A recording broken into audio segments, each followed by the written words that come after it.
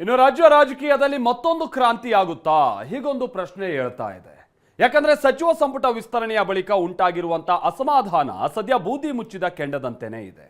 ಈ ಮುನಿಸನ್ನ ತಣಿಸೋದಕ್ಕೆ ಸಂಪುಟದಿಂದ ಕೆಲವರಿಗೆ ಕೋಕ್ ನೀಡಲಾಗುತ್ತೆ ಅನ್ನೋ ಚರ್ಚೆ ಕಾಂಗ್ರೆಸ್ ಮನೆಯಲ್ಲಿ ಗರಿಗೆದರಿದೆ. ಎಷ್ಟು ಸಚಿವರುಗಳಿಗೆ ಗೇಟ್ ಪಾಸ್ ನೀಡಲಾಗುತ್ತೆ, ಏನದ್ ಲೆಕ್ಕಾಚಾರ ಹಾಗಾದ್ರೆ? ಬನ್ನಿ ಅದಕ್ಕೆ ಸಂಬಂಧಪಟ್ಟ ಹಾಗಿನ ಒಂದು ಎಕ್ಸ್ಕ್ಲೂಸಿವ್ ಸುದ್ದಿ ನಿಮ್ಮ ಮುಂದೆ.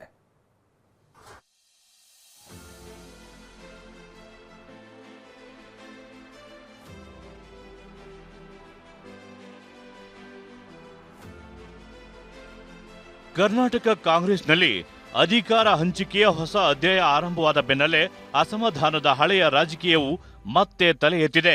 ಸಚಿವ ಸ್ಥಾನ ಸಿಕ್ಕವರು ಸಂಭ್ರಮದಲ್ಲಿದ್ರೆ, ಸಚಿವ ಸ್ಥಾನ ಮಿಸ್ ಆದ ಕೆಲ ಹಿರಿಯ ಶಾಸಕರು ಮೌನದಲ್ಲೇ ತಮ್ಮ ರಾಜಕೀಯ ಸಂದೇಶ ರವಾನಿಸುತ್ತಿದ್ದಾರೆ.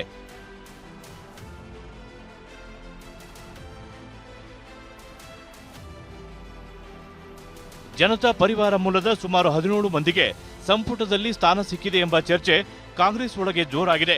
ಪಕ್ಷಕ್ಕಾಗಿ ದೀರ್ಘಕಾಲ ದುಡಿದವರು, ಹಲವು ಚುನಾವಣೆಗಳಲ್ಲಿ ಪಕ್ಷದ ಭಾರ ಹೊತ್ತವರು ತಮ್ಮ ರಾಜಕೀಯ ಅನುಭವಕ್ಕೆ ಸಮರ್ಪಕ ಮಾನ್ಯತೆ ಸಿಗಲಿಲ್ಲ ಎಂದು ಅಸಮಾಧಾನ ಹೊರಹಾಕುತ್ತಿದ್ದಾರೆ.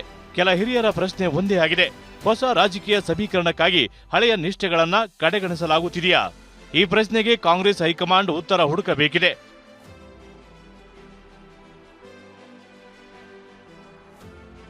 ಹಾಗಾದ್ರೆ ಸಂಪುಟಕ್ಕೆ ಮತ್ತೆ ಸರ್ಜರಿ ಹಿಂದಿರುವ ಲೆಕ್ಕಾಚಾರ ಏನಿದೆ ಅನ್ನೋದನ್ನ ನೋಡೋದಾದ್ರೆ, ಸಚಿವ ಸಂಪುಟದಲ್ಲಿ ಮತ್ತೆ ಬದಲಾವಣೆ ಮಾಡುವ ಸಾಧ್ಯತೆಯ ಬಗ್ಗೆ ಕಾಂಗ್ರೆಸ್ ವಲಯದಲ್ಲಿ ಚರ್ಚೆ ಶುರುವಾಗಿದೆ.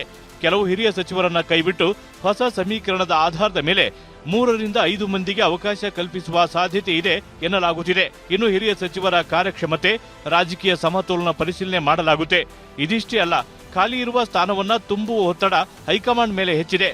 ಹೀಗಾಗಿ ಹೈಕಮಾಂಡ್ ಜೊತೆ ರಾಜ್ಯ ನಾಯಕರು ಮಹತ್ವದ ಚರ್ಚೆ ಮಾಡಿದ್ದಾರೆ. ಕಾಂಗ್ರೆಸ್ ಮುಂದಿರುವ ಸವಾಲು 2 ಹಂತದಲ್ಲಿದೆ. ಮೊದಲನೇದು ಅಸಮಾಧಾನಗೊಂಡ ಹಿರಿಯರನ್ನ ವಿಶ್ವಾಸಕ್ಕೆ ತೆಗೆದುಕೊಳ್ಳುವುದು.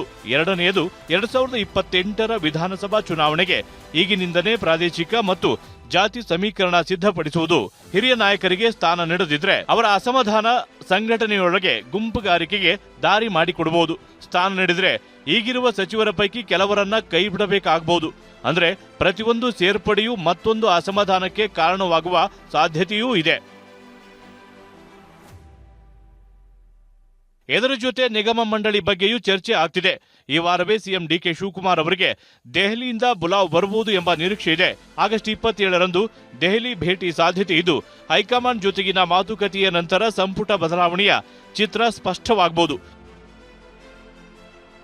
ಸಂಪುಟ ಪುನರಚನೆಯ ಜೊತೆಗೆ ಸಿಎಂ ಡಿಕೆ ಶಿವಕುಮಾರ್ 2028ರ ಚುನಾವಣೆಗೆ ಈಗಿನಿಂದಲೇ ತಯಾರಿ ಸಿದ್ಧಪಡಿಸಿದ್ದಾರೆ. ಇವತ್ತು ಜಿಲ್ಲಾವಾರು ಕಾಂಗ್ರೆಸ್ ಶಾಸಕರ ಸಭೆ ನಡೆಸಿದ ಸಿಎಂ ಕ್ಷೇತ್ರದ ಸಮಗ್ರ ಅಭಿವೃದ್ಧಿ, ಅನುದಾನ, ಸಮಸ್ಯೆ, ಕಾಮಗಾರಿ ಸೇರಿದಂತೆ ಹಲವು ವಿಚಾರಗಳ ಬಗ್ಗೆ ಚರ್ಚೆ ನಡೆಸಿದ್ದಾರೆ. ಇಡೀ ದಿನ ಶಾಸಕರಿಗೆ ಸಮಯ ಮೀಸಲಿಟ್ಟ ಸಿಎಂ ಡಿಕೆಶಿ ನಾಳೆ ಪರಿಷತ್ ಸದಸ್ಯರ ಜೊತೆ ಸಭೆ ನಡೆಸಲಿದ್ದಾರೆ. ಶಾಸಕರ ಸಭೆಯಲ್ಲಿ ಬರಗಾಲದ ಕುರಿತು ಚರ್ಚೆಯಾಗಿದೆ.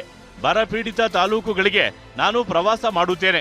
100ಕ್ಕೂ ಹೆಚ್ಚು ತಾಲೂಕುಗಳಲ್ಲಿ ಬರ ಪರಿಸ್ಥಿತಿ ಇದ್ದು, ಕೇಂದ್ರಕ್ಕೆ ರಿಪೋರ್ಟ್ ನೀಡುವ ಬಗ್ಗೆ ಚರ್ಚೆ ನಡೆಸಲಾಯಿತು. ಹಾಗೆಯೇ ಎಸ್ಐಆರ್ ಪ್ರಕ್ರಿಯೆ ಲೋಪಗಳ ಕುರಿತು ಎಸಿ, ತಹಸೀಲ್ದಾರ್ ಜೊತೆ ಮಾತುಕತೆ ನಡೆಸಬೇಕು ಅಂತ ಸಮಾಲೋಚಿಸಲಾಯಿತು. ಇನ್ನು 2028ರ ಚುನಾವಣಾ ದೃಷ್ಟಿಯಿಂದ ಭಾರತ್ ಜೋಡೋ ಸಂಘಗಳ ರಚನೆಗೆ ಆದ್ಯತೆ ನೀಡಿ ಗ್ಯಾರಂಟಿ ಅನುಷ್ಠಾನ ಸಮಿತಿ ಗ್ರಾಮೀಣ ಹಂತಕ್ಕೆ ತೆಗೆದುಕೊಂಡು ಹೋಗಿ ಇವುಗಳು ಮುಂದಿನ ಚುನಾವಣೆಗೆ ಅನುಕೂಲ ಆಗಲಿದೆ ಅಂತ ಡಿಕೆ ಕಿವಿಮಾತು ಹೇಳಿದರು. ಈರಣ್ಣ, ಪ್ರಸನ್ನ ಜೊತೆ ಪ್ರಮೋದ್, TV9 ಬೆಂಗಳೂರು.